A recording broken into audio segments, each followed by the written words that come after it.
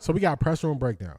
Press room breakdown. Y'all know I really appreciate his work. I really like what he does. Y'all know I always tell y'all I think he has unlimited growth potential because in overall in the media space, we are watching a shift. We're watching a shift take place, and we're watching streamers take some of the market cap that was handed directly to beat reporters with their coverage based on some streamers having a better understanding of the game of football, and also us being able to break down what they do. We can see how they set up questions, ask questions, and we see the narrative that they're trying to build. Press room breakdown is great at highlighting that. So let's get to it. Sometimes people subconsciously reveal how they internally view a situation before they even realize they're doing it. But here's where this gets even more interesting. Last week, Todd Monken consistently used developmental quarterback language when talking about Shedeur Sanders. And after listening to Travis Switzer today, I think the same pattern may still be there. Listen to how detailed Travis Switzer gets here when discussing Shedeur Sanders. This is quarterback coaching language. And his progress has been impressive. Just his ability to move through progressions, his feet are getting more urgent, and he's ready to throw when he needs to more consistently. We can continue to grow there, but his progress has been impressive. Move through progressions, feet are getting more urgent, ready to throw when he needs to. Those are highly specific quarterback operation details. That's a coach describing how a quarterback is processing information and executing within the structure of the play in real time. This is where I think the conversation gets deeper, because when coaches talk about quarterback play, they're usually talking about much more than arm strength or athleticism. They're talking about timing and rhythm, progressions and footwork, processing information quickly, anticipation, and getting the ball out on time. There are different dimensions to quarterback play. There's operating efficiently inside structure, there's in-structure playmaking, and then there's off-script creation. That's what a quarterback can create once the original play breaks down, what Todd Monken calls scramble drill. Most quarterbacks win in one or two. The special ones can win in all three. And when I hear Todd Monken and Travis Switzer talk about quarterbacks, this is the framework that comes to mind. When Browns coaches talk about Shedeur Sanders, the language consistently maps toward Dimension 1 and Dimension 2 quarterback play, timing, processing, progressions, operational details, in-structure playmaking. But when they discuss Deshaun Watson, the conversation naturally leans more toward Dimension 3 traits, athleticism, explosives, off-script creation, extending plays.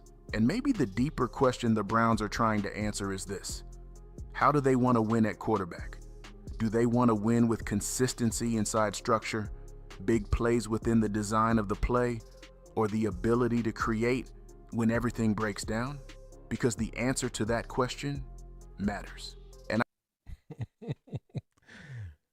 He's just asking the questions that people who want a deeper understanding want. So when he's asking how, or he's breaking down how they speak on each quarterback, the things they say that they do well, he is correct. A lot of when they speak about Deshaun is athleticism, his determination, his willingness to still fight for an opportunity in the NFL, consider what he's been through injury-wise.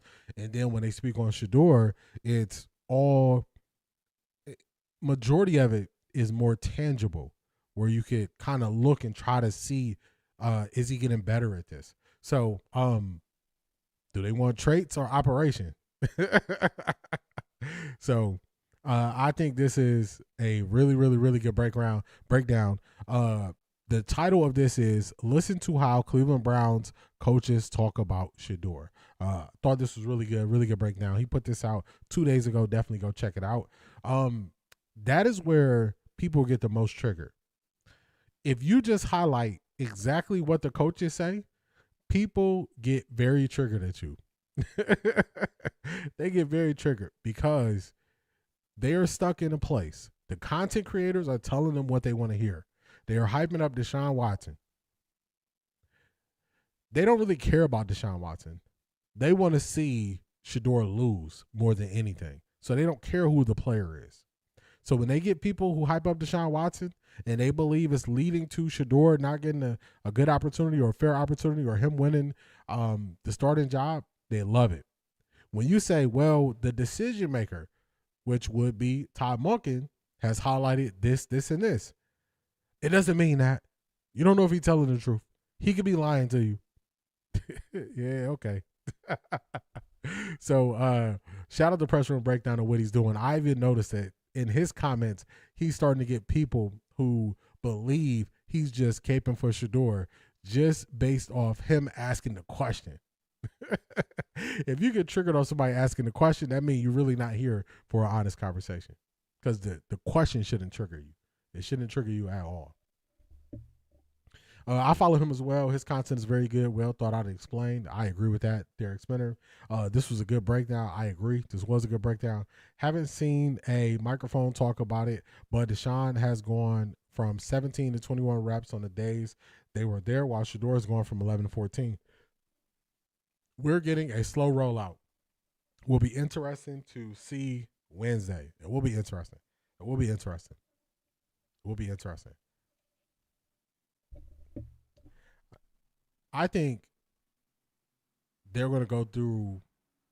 I think the content creators' microphones are going to go through a period of not feeling good about their circumstances. I think they're going to go through a period of not feeling good once it is determined who the starter is going to be. They're going to go through it. Tony Grossi went through it last year. I had to say him specifically because I actually put out a video about him. He went through it last year. Right around this time, or a little bit before this time, around rookie camp, where he was saying Dylan Gabriel looked so good, so much better than Shedeur, only for him to be embarrassed once he started the QB tracker. So, can we talk about the microphones only highlighting Watson's good throws, but not talking about him still missing wide open receivers? If it comes down to being consistent, then Shedeur has already won. Talk to him. It's the one thing, and it just shows if people are actually able to understand what they're seeing. Because even in the first clips that the Browns put out on their social and some of the beat reporters put out, you saw Deshaun Watson missing people by a lot, people who are open. And that's the one thing I always highlighted, that if he can't get this under control, he's not going to be able to be the starter. If you have blocking that does their job, if you call the right play versus the right defense, would scheme somebody open, and then the quarterback can just not get the ball where it's supposed to go, you are not going to be able to do that in a long time and still be a starter. Or you might not even get a chance to start from the beginning because you struggle at doing that. So, it's a part of it that they don't want to talk about. They don't want to talk about it. Yep, some are, but not the main ones. They are not. Tika dropping in. What you got for us? Let me pull this up here. Oh, they don't want to talk about Bernie. They don't want to talk about Bernie. Let's see. Let's do this real quick. Let's do a little slight pivot. I'm going to have to change the screen so I can show y'all what Tika got for us. Let's go.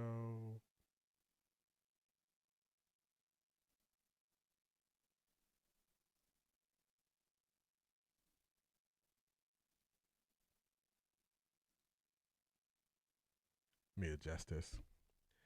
So I suspect the reason why, shout out to Tika. I suspect the reason why they don't want to talk about this is because they used to use Bernie as one of those people who they would say, oh, well, Bernie said this and I'm going to believe him. Now that Bernie has been highlighting Shedeur, if you notice, the same people who used to highlight the things Bernie said, they on mute. They're on mute. They don't want no parts of it. No parts of it at all. Because it doesn't fit what they want to hear. It doesn't fit. Craig, what's going on? How you feeling, man?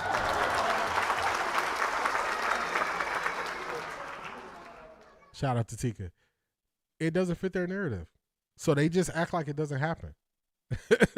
they just get mute. And the funny thing is, like, see, they could just speak on it, not speak on it extensively, and then it would look as if they were trying to be objective. When they don't speak on it at all, as if he never said it, they are intentionally skipping past it. Like, we ain't talk about this. we ain't talk about this. We ain't talk about this. We not gonna say nothing about this. So it just shows you, it shows you they're not willing to be objective. So at that point, they are really content creators. You cannot tell me that you report for a team and you quote every single quarterback that says something negative about a quarterback, but you don't quote any of the positives that anybody says. That you're not being objective. You are not. You are not. So shout out to Bernie. They Stevie Wonder and Helen Keller. Nah, they don't want to see or hear nothing. They doing that Tony Yayo. I don't see nothing. They don't see nothing. I can't remember the last time Bernie was on UCSS. I haven't, man. If somebody don't highlight a clip of UCSS to me, I don't even see UCSS. So I don't know. I don't know how long it's been since he's been on there. I don't highlight it. Shout out to Tika for sending this. Shout out to Tika. But let's do this. All right. Now, remember I said it's a reason why I haven't posted the QB tracker. Now, this is an issue. The reason why the QB tracker was started, it was supposed to bring transparency to what was happening at OTAs. That was the reason why. That was the reason why.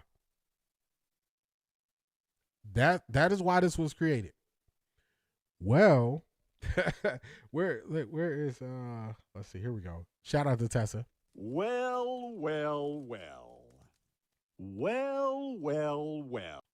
So, I don't know if y'all can see this. Let's do this.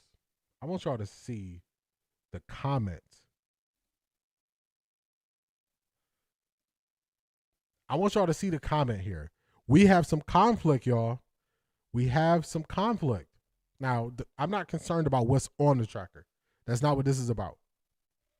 If you look, Spencer German, he is at OTAs with the exact same people who do the QB tracker. He said, I saw with my own eyes Dylan Gabriel throw a TD pass. So, if we have a QB tracker that is supposed to highlight and track what is happening, then you have someone else who is there say, I saw this with my own eyes. How can we take anything from this tracker? How can we take anything from it? It means nothing. It means nothing. What's going on, A.M. Williams?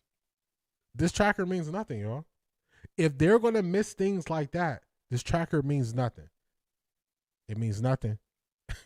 That's why I haven't highlighted this year. Last year, I was following along with it. I'm telling y'all, I played the fool last year. I'm not playing the fool this year. If multiple reporters, like Zedric said they left off a touchdown, can we believe that this is going to be honest and fair? You can't. So I find it funny when they say this, and then they try to defend themselves and say, hey, it was a mistake. Man, you're making a lot of mistakes.